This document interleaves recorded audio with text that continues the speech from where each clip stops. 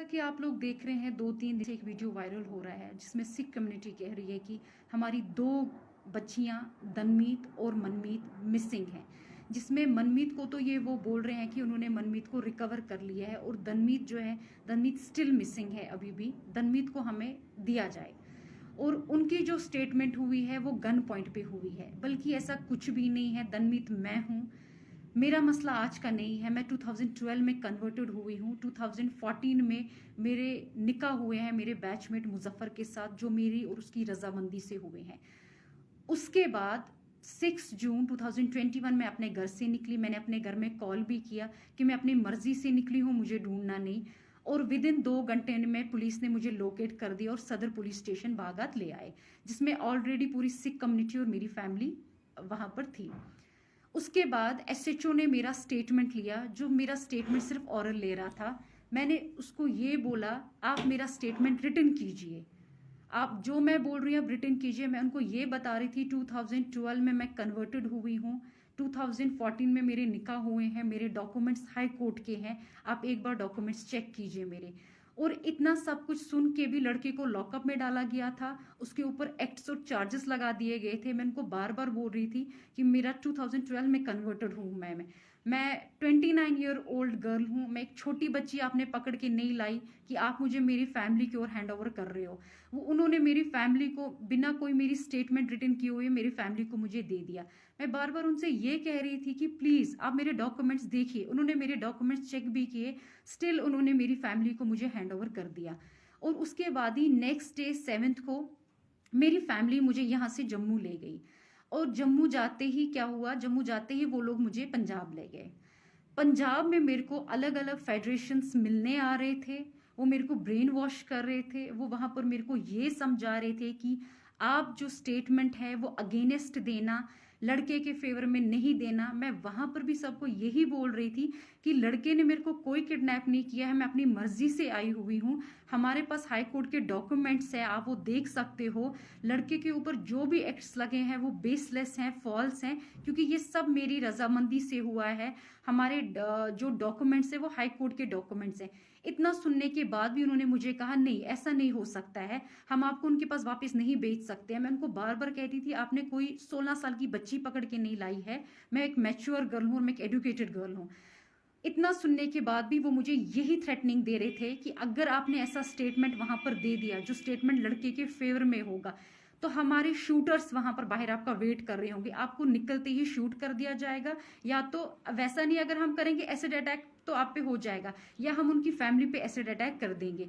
वो मुझे थ्रेटनिंग सीधे दे रहे थे मेरे फेस पे। उसके बावजूद भी मैंने उनको कोई वीडियो नहीं दिया। वो मुझे कह रहे थे आप हमें अपना वीडियो दीजिए, वो वीडियो हम कश्मीर में दे देंगे, कश्मीर का जज उस वीडियो पे अपनी जजमेंट दे देगा। लेकिन मैं उनको कह रही थी ठीक है वीडियो तो मैं नहीं दूंगी, अगर मैं स्टेटमेंट दूंगी मैं जज के सामने स्टेटमेंट दूंगी, मैं वहां पर ही दूंगी, क्योंकि सब मेरी रजामंदी से हुआ है। मैं किसी बेगुनाह को नहीं फंसा सकती, क्योंकि ये सब कुछ मेरी रजामंदी से हुआ है। मैंने जब मैं घर से निकली मैंने घर में कॉल भी किया कि मैं किडनैपिंग विडनैपिंग नहीं है, आप लोग मुझे ढूंढना नहीं, मैं अपनी मर्जी से निकली हुई हूँ। और उसके बाद भी उन लोगों ने मेरी बात नहीं सुनी। तो हम जम्मू आ गए, क्योंकि उन्होंने उनका जो प्लान था, जो उनका नेक्स्ट प्रोपागंडा वहां पर ये था कि लड़की को गोल्डन टेम्पल से बाहर निकालो, लड़की जैसे ही बाहर निकलती है हम इस पे कोई अटैक कर देंगे। मे बी वो कुछ भी हो सकता था, वो एक्सीडेंट भी हो सकता था, वो शूट भी हो सकता था। तो उसके बाद हम एक पोस्टमार्टम रिपोर्ट देंगे, जिस पोस्टमार्टम रिपोर्ट में हम ये मेंशन करेंगे कि ये एक सडन डेथ हुआ है, इस लड़की का हार्ट कोलैप्स हो गया है या इसको ब्रेन हेमेज हो गया है। हम जो भी करेंगे हम बिल्कुल साफ सुथरा करेंगे। हम इसको ये बता देंगे इस पे सिर्फ इसका एक सडन डेथ हुआ है, आप लोगों को कोई कभी किसी चीज में नहीं पकड़ सकता है।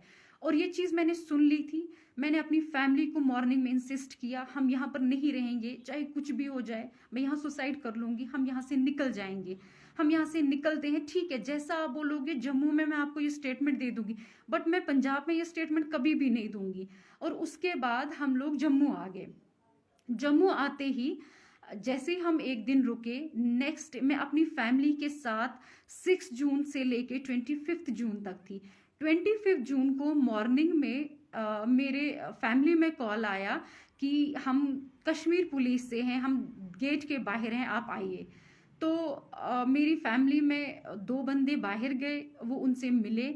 वहाँ पर जम्मू जानीपुर की पुलिस भी थी, ये नहीं था कि वहाँ पर खाली कश्मीर पुलिस थी, वहाँ हमारे घर के साथ ही एक पुलिस स्टेशन है, उनकी पुलिस भी वहाँ पर थी। उसके बाद वो मेरे रूम में आए, उन्होंने मुझे बोला मैडम चलिए, हमारे पास हाई कोर्ट के ऑर्डर्स हैं। वो ऑर्डर हमने देखे और सीधे पहले मुझे जानीपुर पुलिस स्टेशन में ले गए।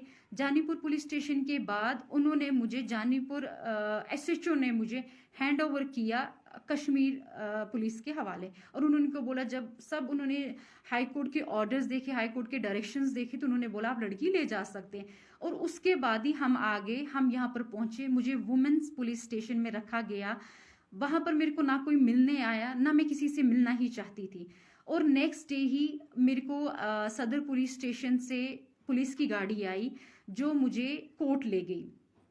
और आप सब एजुकेटेड हैं, मैं खुद भी एजुकेटेड हूं, आपको पता है कोर्ट में कोई किसी को गन पॉइंट पे कभी उसकी स्टेटमेंट नहीं ले सकता। अगर ऐसी चीजें होने लगी फिर कोर्ट पे भी तो कभी हम यकीन नहीं कर सकते हैं ना, क्योंकि ये सब तो आपको पता ही है, कोर्ट पे कोई किसी को गन पॉइंट पे नहीं रख सकता है। और मेरे को जैसे जम्मू में लाया गया, मैं तो किसी से भी नहीं मिली, मेरे को तो वुमेन्स पुलिस स्टेशन में रखा गया। उसके बाद ही सुबह स्क्वाड आई, किसी को नहीं पता था कि मेरी हेयरिंग है, क्योंकि मेरी हेयरिंग ऑलरेडी 3 बार डिले हो गई थी, क्योंकि तीनों बार 6 से लेके 25 तक हम आउट ऑफ स्टेशन थे, हम जम्मू, हम पंजाब में थे। मेरी जो हेयरिंग है वो मिस होती गई। हाई कोर्ट के डायरेक्शन से मुझे यहाँ पर बुलाया गया, मुझे कोर्ट तक पहुंचाया गया। कोर्ट में जज साहिबा के सामने मैंने अपनी स्टेटमेंट दी, जिसमें मैंने उनको ये बताया है कि ये सब मेरी रजामंदी से हुआ है। मैं 2012 में कन्वर्टेड हूँ, 2014 में मेरे निकाह हुए हैं मेरे बैचमेट के साथ। उसके ऊपर जितने भी एक्ट्स एलिगेशंस हैं वो बेसलेस हैं, वो फॉल्स हैं। और उन्होंने मेरी स्टेटमेंट सारी रिटर्न रिकॉर्ड कर दी। तो आप सब भी ये जानते हैं कि अगर जज के सामने भी कोई किसी को गन पॉइंट पे रख सकता है तो हम तो किसी पे यकीन नहीं कर सकते हैं। आप सब तो जानते ही हैं ना, सबके फैमिली मेंबर्स, किसी का कोई कोर्ट में होगा, सब इसमें जानते हैं कि जज के सामने ये चीजें नहीं हो सकती हैं। अगर ये चीज होनी होती है तो पहले ही हो गई होती, फिर तो ये मुझे आराम से यहाँ पर ला सकते थे अगर मेरी स्टेटमेंट ऐसी होनी होती। और जज के सामने ऐसा कुछ भी नहीं होता है, ये आप सब वेल नोइंग और वेल अवेयर हैं। और मैं एक एजुकेटेड गर्ल हूँ, मेरे को पता है मेरे राइट्स क्या हैं क्या नहीं है। सो प्लीज आप इसको एक रिलीजन का मसला मत बनाइए, एक पॉलिटिकल इशू मत बनाइए, एक माइनॉरिटी किस्सा मत बनाइए, क्योंकि जो चीज अपनी रजामंदी से होती है उसको माइनॉरिटी में मत लाइए। क्योंकि मैं अपनी मर्जी से कन्वर्टेड हुई हूँ। और प्लीज मैं सबसे ये बोल रही हूँ कि ये 2 दिन और 3 दिन का मसला नहीं है, 2012 का मसला है। मेरे डॉक्यूमेंट्स पूरी सिख कम्युनिटी के पास हैं इस टाइम पर। मुझे समझ नहीं आ रहा है वो ये क्यों बोल रहे हैं गन पॉइंट पे रखा गया है। हम कोई छोटे बच्चे नहीं है, मैं कोई छोटी बच्ची नहीं हूँ, मैं 28 ईयर्स ओल्ड गर्ल हूँ। मेरे को कौन गन पॉइंट पे रख सकता है? ऐसा है कि ऐसा भी होने लगा, गन पॉइंट पे स्टेटमेंटें होने लगी, फिर तो मुझे लगता है हर एक स्टेटमेंट ऐसी होनी चाहिए। ऐसा कुछ भी नहीं है, मेरी हर स्टेटमेंट जो है वो मेरी रजामंदी से हुई है। मेरे को कोई दबाव किसी का नहीं था, किसी का भी मेरे को। इनफैक्ट अगर दबाव मुझे दिया गया वो मेरे को बाहर दिया गया कि अगर आप कश्मीर में आपने लड़के के फेवर में कोई भी स्टेटमेंट दी, हम आपको जिंदा नहीं रखेंगे, आप पे अटैक होने वाला है, उसकी फैमिली में होने वाला है, उसके ऊपर हो जाएगा। लड़के को हम कभी सेंट्रल जेल से नहीं निकलने देंगे। यहाँ पर तो वैसा मेरे को कोई थ्रेटनिंग नहीं था, मैंने तो फ्रीली अपनी सारी स्टेटमेंट यहाँ पर दी है। और प्लीज मैं आप सबसे ये बात बोलती हूँ, इसको प्लीज रिलीजन को बीच में मत लाइए, माइनॉरिटी को कम से कम बीच में मत लाइए, क्योंकि ये माइनॉरिटी का किस्सा नहीं। आप लोग प्रोपेगेंडा बना रहे हो, माइनॉरिटी में ऐसा हो रहा है वैसा हो रहा है, ऐसा कुछ भी नहीं है। मेरे को अपने राइट्स पता है, मेरे राइट्स क्या हैं। सो प्लीज आप ये चीजें मत इसमें कीजिए, माइनॉरिटी को बीच में मत कम से कम लाइए कि माइनॉरिटी को देके हमारी बच्चियों के साथ ऐसा हो रहा है वैसा हो रहा है। क्योंकि बच्चियां बच्ची नहीं है, जो बच्ची 28 ईयर्स ओल्ड गर्ल है उसको तो सुप्रीम कोर्ट के ऑर्डर्स है, वो अपने राइट्स खुद चुन सकती है। Right to religion, right to marriage, ये तो आप सब नोएंगे इस बारे में। सो प्लीज रिलीजन के नाम पे ये दंगे फसाद मत करवाइए, ये डिमांड मत कीजिए वो मिसिंग है। मैं कोई मिसिंग नहीं हूं, मैं जहां पर हूं मैं अपनी मर्जी से हूं और मैं बहुत खुश हूं। सो प्लीज इसको रिलीजन का नाम और माइनॉरिटी का नाम मत बताइए। मैं कोई छोटी बच्ची नहीं हूं जिसको बोल कर ये करके ये चीज कराई जाए। फिर तो मैं अपनी फैमिली के साथ पूरा 25 डेज थी, जिसमें उन लोगों ने मेरी 3 हेयरिंग्स मिस हुई हैं यहाँ पर। और फोर्थ हियरिंग में जब हाई कोर्ट के डायरेक्शन से तब मैं यहाँ पर पहुंची हुई हूँ। सो प्लीज आप इसको माइनॉरिटी का किस्सा मत बनाइए, इसको इतना बड़ा पॉलिटिकल इश्यू मत बनाइए। जो चीज अपनी रजामंदी से हुई है उस चीज को प्लीज आप लोग पॉलिटिकल इश्यू और रिलीजन इश्यू मत बनाइए। Okay, thank you.